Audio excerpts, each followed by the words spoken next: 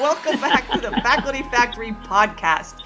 On today's episode, we have Catherine D. DeAngelis, Dr. Kathy D., Dr. D., or you may also know her as JAMA Mama. Dr. DeAngelis is a University Distinguished Service Professor Emerita, Professor of Pediatrics Emerita, Professor of Health Policy and Management at our Bloomsburg School of Public Health, and Editor-in-Chief Emerita of JAMA. She was the first woman and first pediatric editor for JAMA.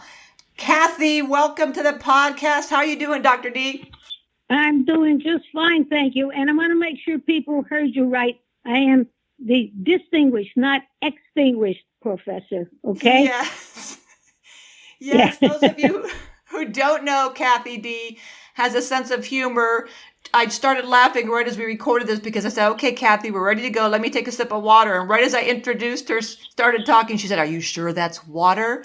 Yes, distinguished, not extinguished. Folks, you have to read her book, Pursuing Equity in Medicine, One Woman's Journey.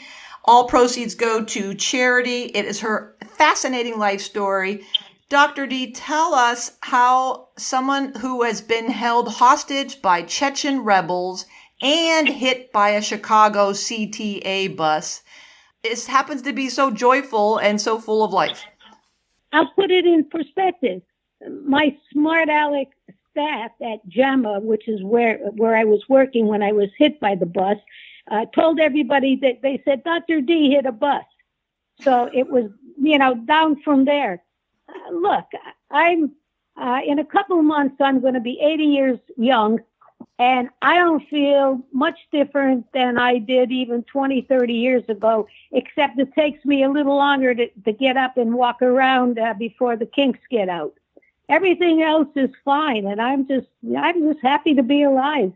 And I've had such a wonderful life and met such terrific people along the way that why should I not be joyful? That's right.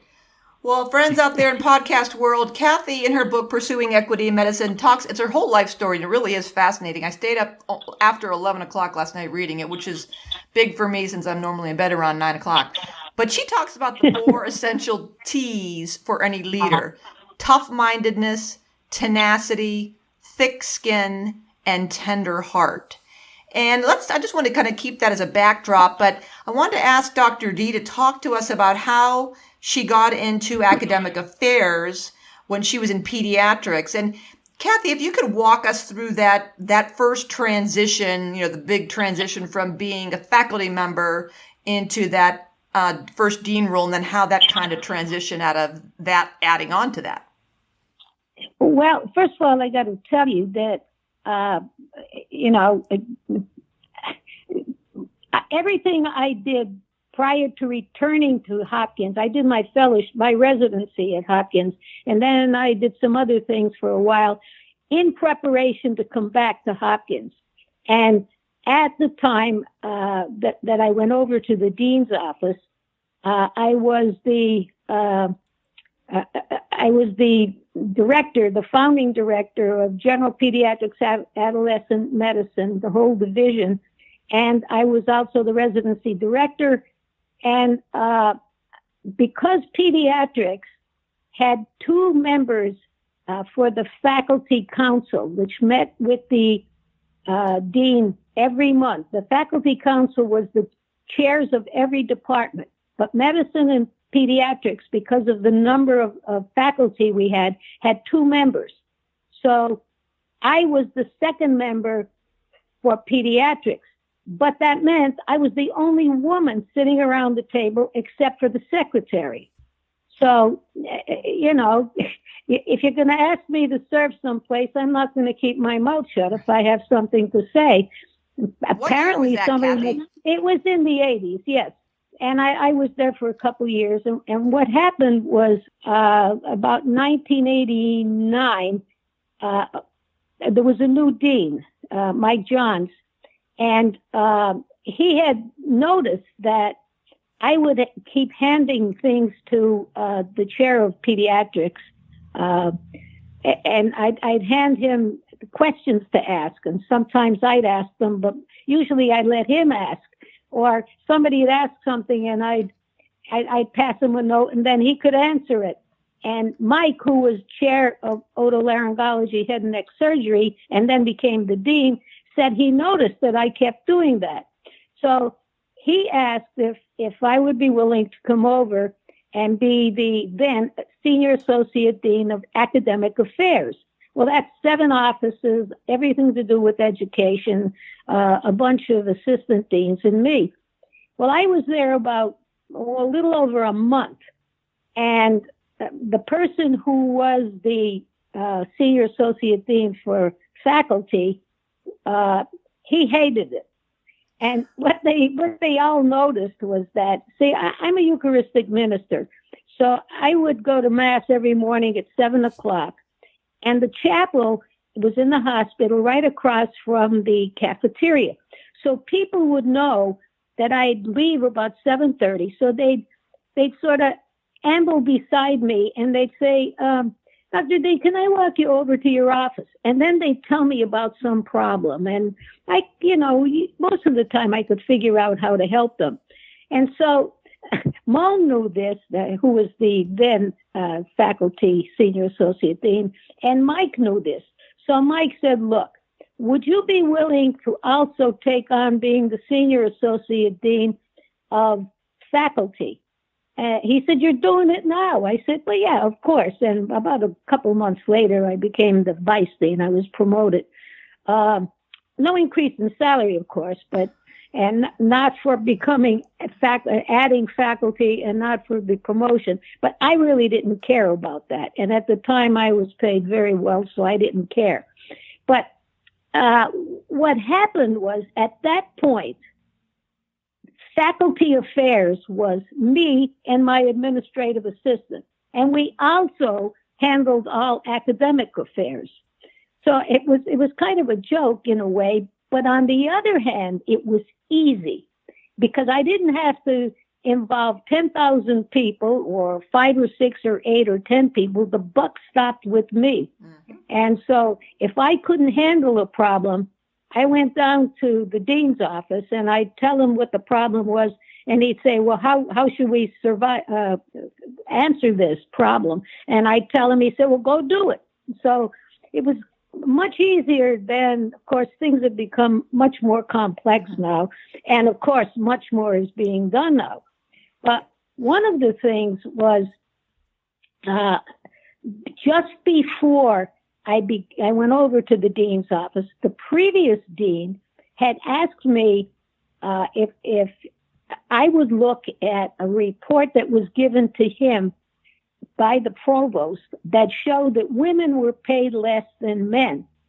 And he said, the provost said, I got to do something about this, which means I've got to present this to the department chairs, all guys, of course. And I looked at it and I said, well, this is a flawed research project because they didn't make a lot of allowances for, pediatricians don't get paid as much as surgeons, and there are far more women pediatricians than surgeons, et cetera, et cetera, et cetera. He said, well, can you fix it? I said, I can try. I said, I'm going to tell you right now, with your permission, I'll meet with all the department chairs, get their input so they know I'm not trying to sneak anything in. They can add or subtract whatever they want. But I'm going to tell you right now that while the process will be different, the outcome's going to be the same. And I will only do this if you promise that if we find that women are paid less than men, that you'll fix it. He said, I give you my word. And that was enough. And of course, I found that women were paid less than men, making all the adjustments, all the things that needed to be done. Like I had to go pediatrician with pediatrician and surgeon with surgeon, et cetera, and professor with professor by rank. And so it's interesting because he did that. And he spent $2 million to make that right.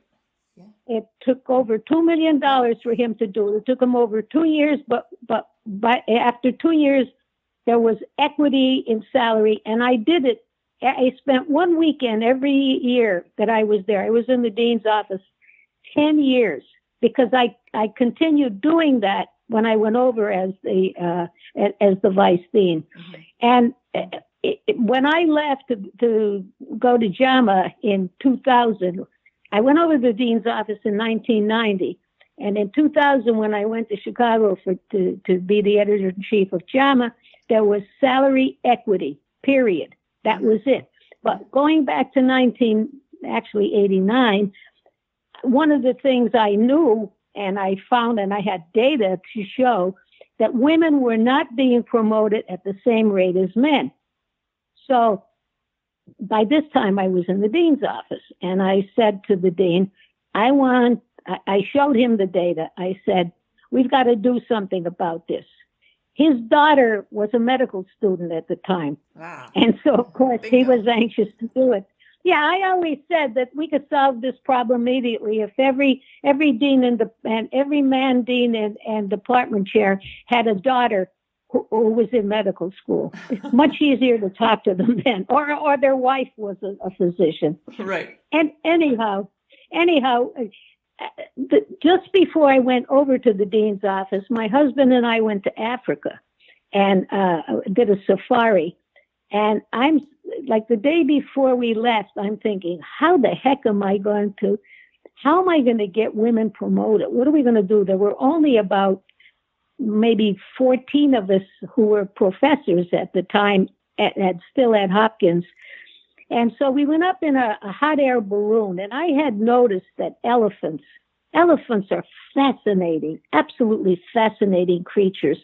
Did you know that if a bull elephant is in trouble, he gives a call, and all the women elephants surround him and protect him from the poachers?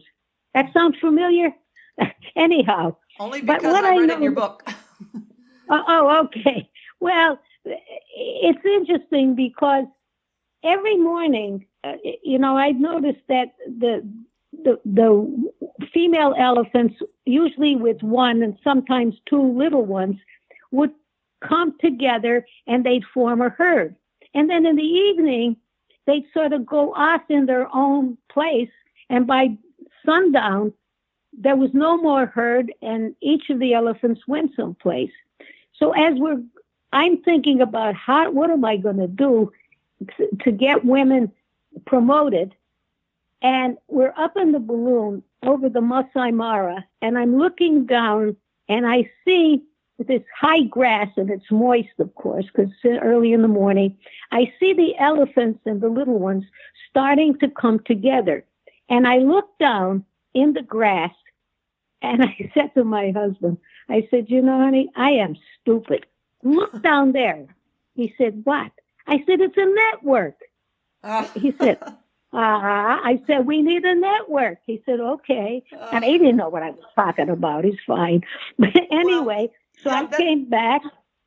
I was just going to say that's just two lessons I want to call to people's attention so far in the middle of the story is that, first of all, you took a vacation. You took a break. You said you were 2 weeks in Africa, and that taking some time away to clear your mind, change your frame and your lens and your way of looking at things. All of a sudden, some things might appear to you like a herd of elephants may change and help the way we think about things. And the other thing before you finish your story, I want you to weave in and remind people, because this is hysterical.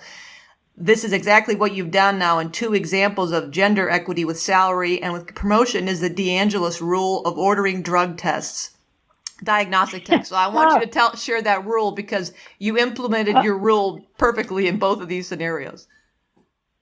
Okay. Well, first of all, I have to tell you that, salary equity was absolutely essential. But you want me to tell about when I love to teach, and when I was teaching residents and medical students, when we were ordering tests, because I said it's ridiculous to order all these tests. You don't need them all. You just use your head and use your hands and your knowledge. But if you're going to order a test, I want you to think of the following. Ordering a diagnostic test or any test is like picking your nose in public. You have to think, what are you going to do if you find something? And that rule, I have people come up to me now when I go to meetings, and they're my former students, or they're the SIDS, they're the children of my former students, and they come up to me and ask me, is that really the DeAngelis Rule? I said, well, I guess it's become the DeAngelis Rule. Right. I don't know. I love it. But, what are you going to do if you find something? And you found something, and you made sure they did something about it. Yeah, you have to decide, what are you going to do with it? Okay. The other thing is the importance of downtime and recreation. Right. Now, that was the only 2-week vacation I ever took all the time I was a dean. But, don't say that. That's 10 years. No, listen to the but. Okay. But I did a lot of meetings. And so what I would do is the meetings, wherever we'd go, and my husband could usually accompany me, or sometimes I'd accompany him to meetings, and we'd add a couple days that was my vacation. Okay. I took the vacation days as, at least 3 days. 3 was the minimum. Okay. So, but I never took 2 weeks, although 2 weeks is a good time to do it. Later on, I would do that.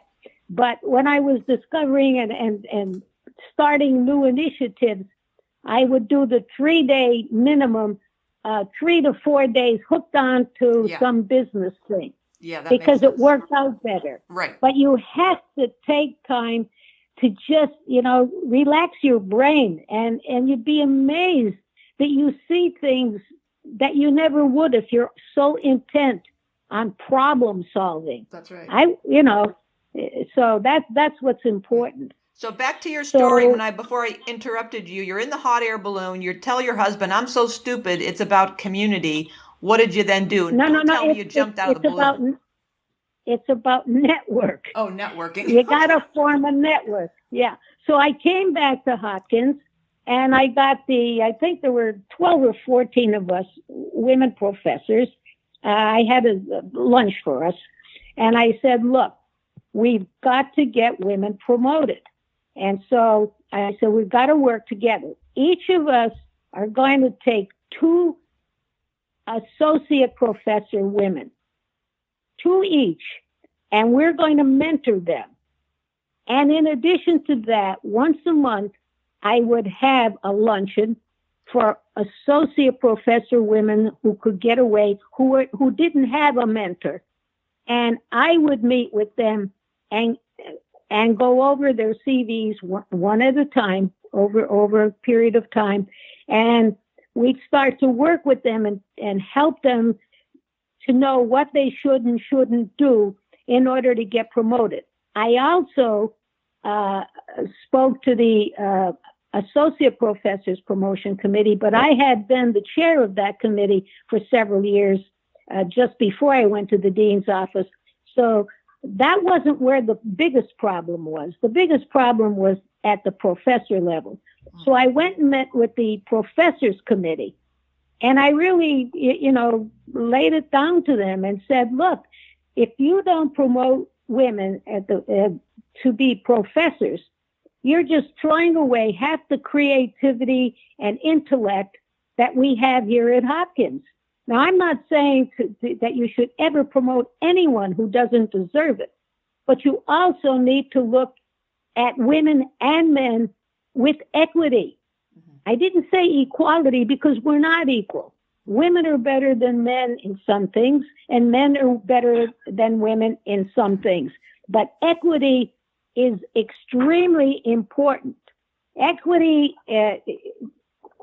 means that you're looking, you're fair and impartial, and you're free from bias or favoritism. And I kept repeating that to them.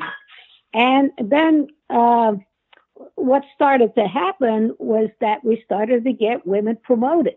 Mm-hmm. And when I went there were, you were the 12th woman promoted in 1985. We just finished 125 years of birthday of School of Medicine, and in 85, you were the 12th, only the 12th woman professor. And then in 99, we had 58 women. Yeah, we did. When I left, we had 58, and we had a pile in the pipeline. And the thing is, I was the 12th, but I was only the second who was a clinical professor and did clinical research. Oh, wow. Number 2, okay? Wow. And that was 94 years of Hopkins. Wow. So clearly we needed to do stuff. So, that's how we worked at it. Yeah.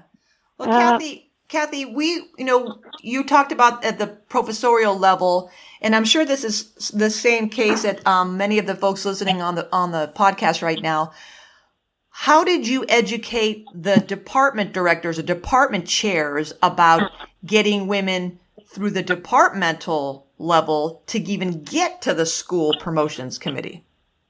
Well, first I worked with the women, and I said, look, one of the problems is you're spending a lot of time on committees that will get you nothing for promotion. Like, why don't you serve on this committee that has to do with education?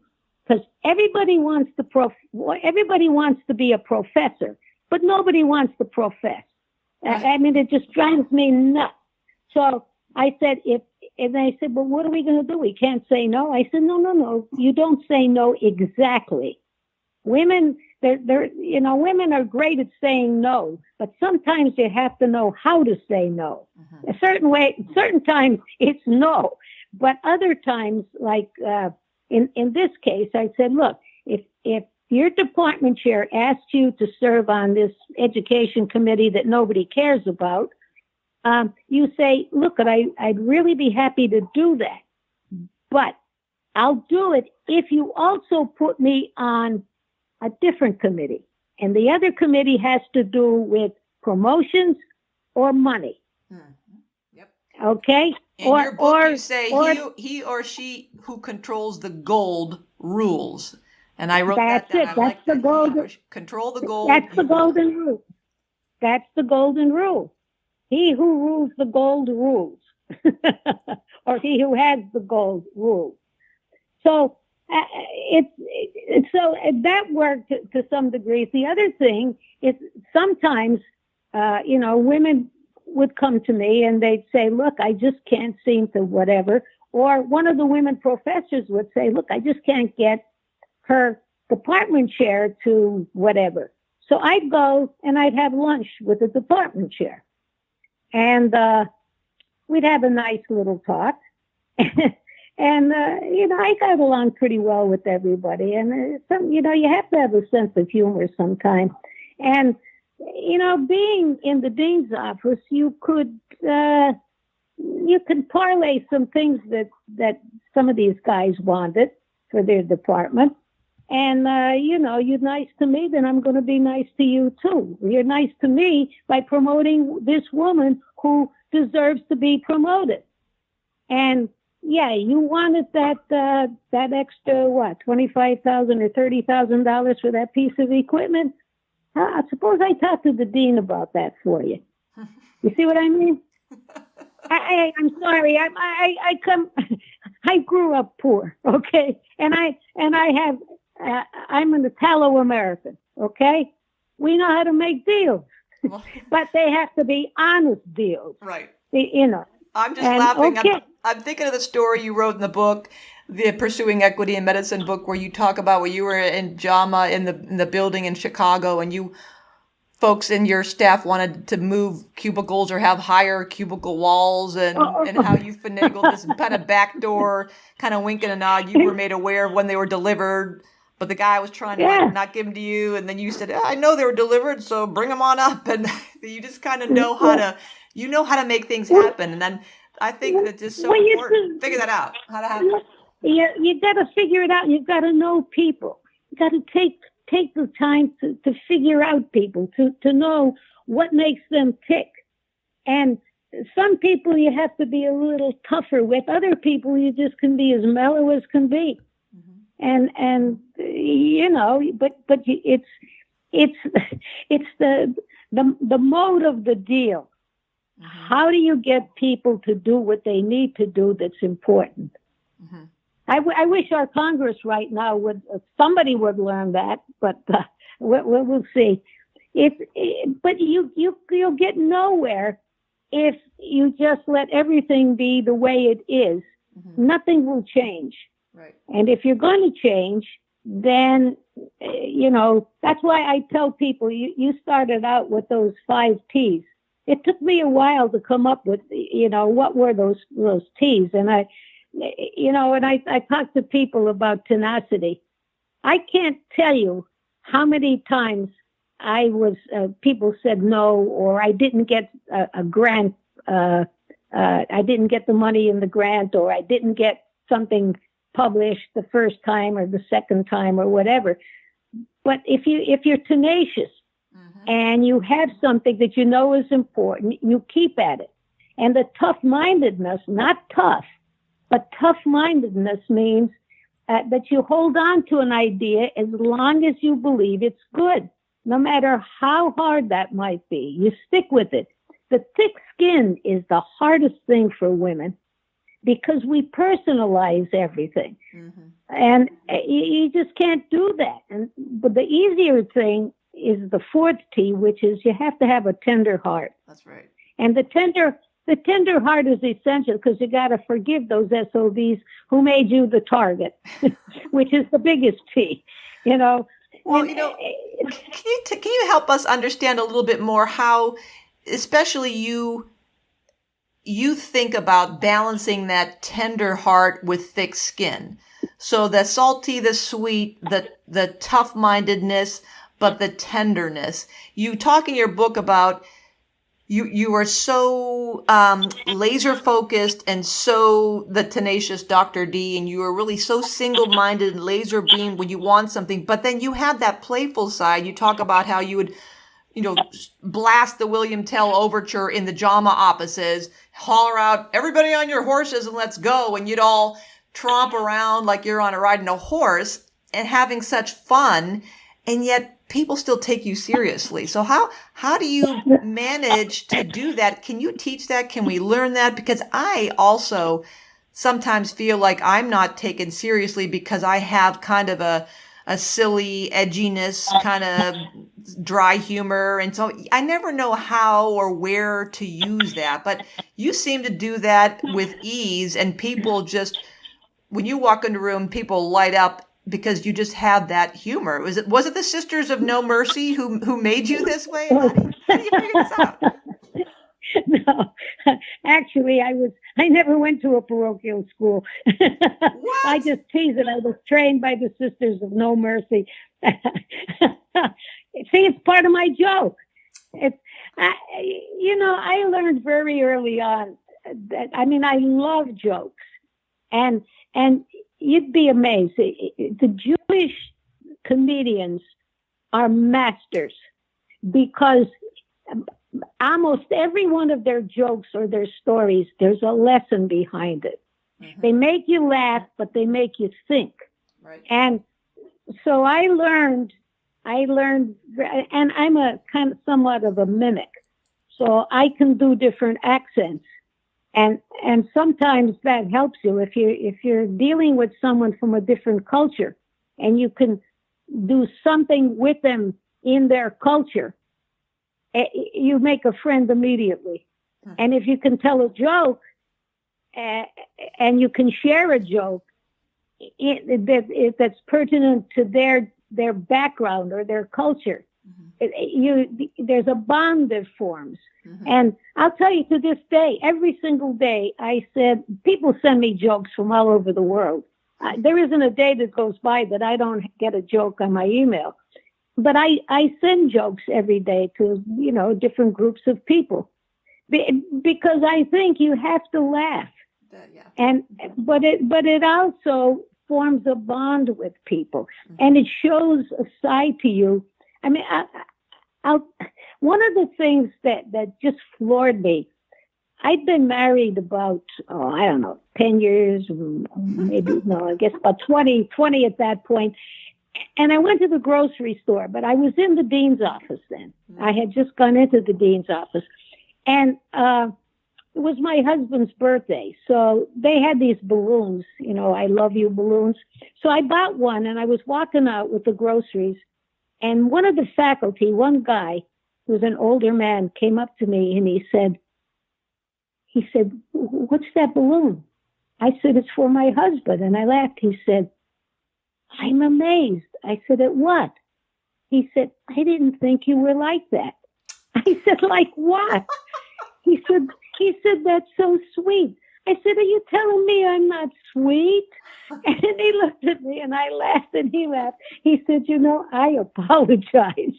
Oh, well, I got in the car and I thought, oh my goodness, because one of the things he said to me was, he said, "People have told me to not cross you." I said, "What do you mean, not cross me?"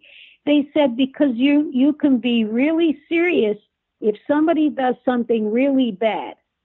I said, "Well, but most people don't deliberately do something really bad. Right. But if someone does deliberately do something that they shouldn't be doing, and they know they shouldn't be doing it, and I ask them not to do it and they do it," I said, "Yeah, I can be really tough. Not tough-minded. I could be tough."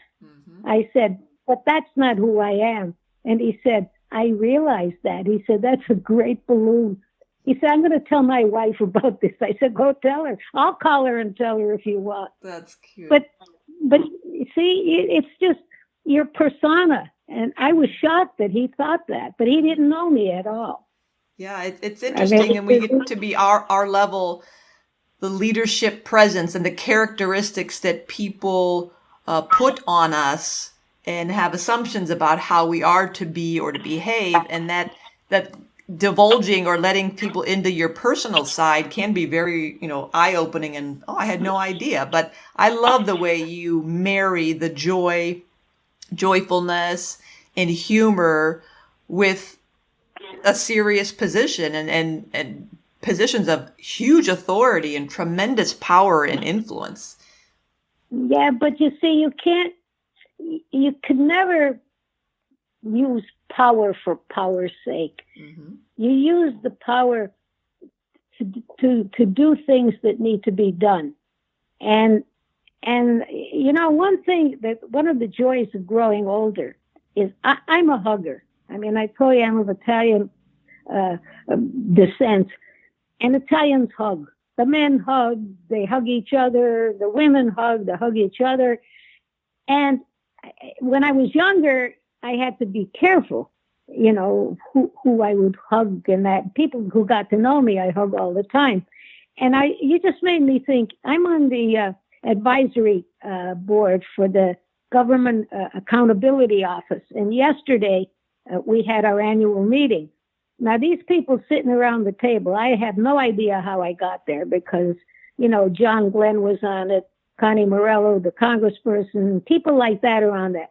Yet every man who came up to me and gave me a hug. Aww. Every one of them. And I'm thinking, hey, that sounded just perfect for me. And then I thought maybe they hug all the women, but they didn't. Mm-hmm. But I think there's a persona you have, and I guess once people know you, then you can use it. Yeah. You got to be careful if you're a woman and you're younger. Right. You got to be careful about hugging. But it's one of the joys of. I agree with you. And we teach, the Myers-Briggs type inventory in our leadership programs. And when we talk about extroverts or introverts, and I always give people the example that I'm an off-the-chart E extrovert, and my instinct as well is just to hug everybody. And I finally had to have one of my inner circle women friends finally said, "Kim, you really got to back off. You're freaking some people out because they see you coming and some of their eyes bug out of their head." So I had to learn over the past couple decades to recalibrate my hugginess, but it just sometimes it bubbles out of me because that is my nature to be also a huggy, lovey person. And the example was not this week's advisory board of our medical faculty. That here at Hopkins, the ABMF is where all the department directors, chair people meet every month with the dean. And Hopkins at this moment in time is we're under a little bit of financial duress, to put it nicely. And I walk into the ABMF and there's our dean, Paul Rothman, at the head of the table getting ready for the meeting. And I didn't even think about it because it was the first meeting. That was right. It was the first meeting since the summer break. They take a couple months off of the summer. So I hadn't seen him, and I come walking up to him and I'm singing school days, dear old golden rule days. And I just, like it was starting school and I was happy. Hey, we're back in the ABMF in the Mary Elizabeth Garrett boardroom. And I walk up to him and grab him and kiss him on the cheek. And as I'm doing it, I realized in horror what I was doing. And I looked around the table and you should have seen these like department directors looked at me like, dun, dun, dun. What did she just do? But fortunately, Paul knows me and he was laughing. And I said, happy to be back at school. He's like, oh, yeah, right. But you have to be careful, though, sometimes. But I think, fortunately, people will know that sometimes that bubbles out of me uncontrollably. But it's tough, especially as a woman. I guess as a man, too, to know when you're safe in this environment, especially this culture these days to do that. Well, I want to tell you one thing that I think will be helpful to any women who are listening. I've got to tell you, excuse me a minute. Jim, will you please get that? I'm sorry. We get these crazy calls and you can't shut them up. Anyhow. But he's got to pick up the phone. But I'm totally leaving that in the podcast. Because this is real life. Yeah. Sorry about that, people. But I'm a human being. You know what I'm talking about. Anyway, I got to tell you how we got the first woman chair of a major department at Hopkins. Okay. I was. That's Julie Freischlag. Surgery. And it was the chair of surgery of all things. Okay. So I went. I was already at JAMA, but I was still in constant contact with women. I was still mentoring them mostly at Hopkins, and so they were looking at someone. John Cameron was stepping down, and of course, he had his people, his guy that he wanted to be in there, and so the committee they were interviewing all kinds of people. And I said to the people who were around the committee, a couple of the women, I said, isn't Julie Freischlag on that list? And they said, yeah, but we can't get them to really look seriously. And of course, it was just in the beginning of the thing. And I said, look, why don't each of you women remember what I taught you about? If you're on a committee, you always make sure I always put at least 3 women. You don't put 1 because that's token. 2, if they disagree, you just negated woman input. But if you have 3, you at least have some representation.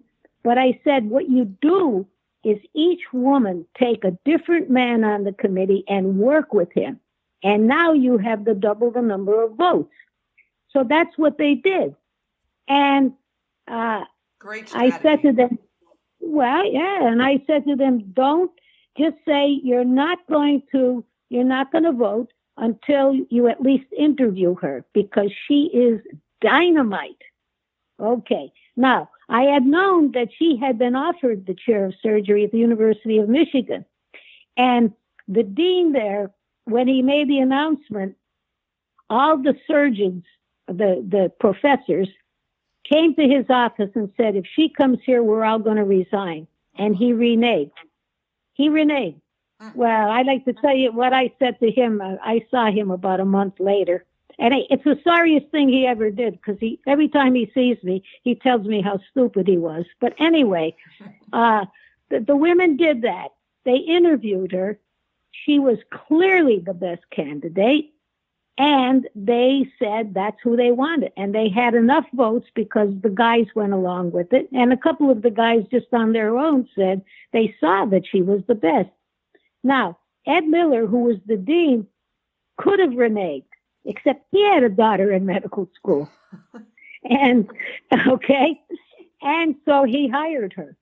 And it was spectacular. Uh-huh. But not only that, but when she came, Julie and I are very good friends. In fact, I'm going to Wake Forest on Monday on her board. She's the CEO and the executive vice president and dean of the medical school and president of the hospital there. But she said she'd been there about 2 weeks, and the residents, all guys, came to her and said, we don't think that you should be here, and we really we don't want to be here if you're the chair. And she said, oh, okay. She said, that's fine. She said, just let me know, but I need to know within a week if you're going to leave, because I have a whole bunch of people, and she had been in California. She said, who are dying to come here with me as residents, because they were my residents not before I came here. Wow. Not one of them came forward. Not one. Mm-hmm. And yet she went on to be just a tremendous success. I mean, she went from there to be dean at UC Davis, and now even a bigger dean at Wake Forest. That's right. Not only dean, but president. And but you see, this is what you have to do. Of course, now there are several women who are department chairs. Yeah. Yeah. Well, you the thing, I'm sorry. I just have to say one other thing, because you have to decide what it is you want to make you happy. And I always said, don't ever make a decision strictly on money, and don't only go after titles. I have never been a department chair. I've been offered, at least 6 or 7. I've never been a dean. I was offered 4. I never took any of them because what I was doing was made me happier. Mm. And maybe that's part of the joy. Now, for other people, that's what they want, and you should do that. Go after what you want to make you happy. But don't go after titles and money, because that's not, unless money makes you happy or the title makes you happy. If that's what makes you happy, then go after it. Hmm. But we know that those things are fleeting, titles and money. Oh, yeah. And there's one other thing. Every night before I go to bed, I think, what did I do today that defines who I think I am? And if I can't think of anything that day that if I define myself as being a pretty decent person, and I can't find anything I did that day that puts me in that category, and I do that 2 days in a row, I say, you better change who you think you are. Ooh, but it keeps you or change what you do. That's it. Change what you do. Wow. That's it. It keeps you on track. You can't fool yourself. My Polish sister. I love it. I love it. This has been such... To rozumieć po polsku. Moja droga, ja się kołem. Jak się masz? That's about the extent of my Polish.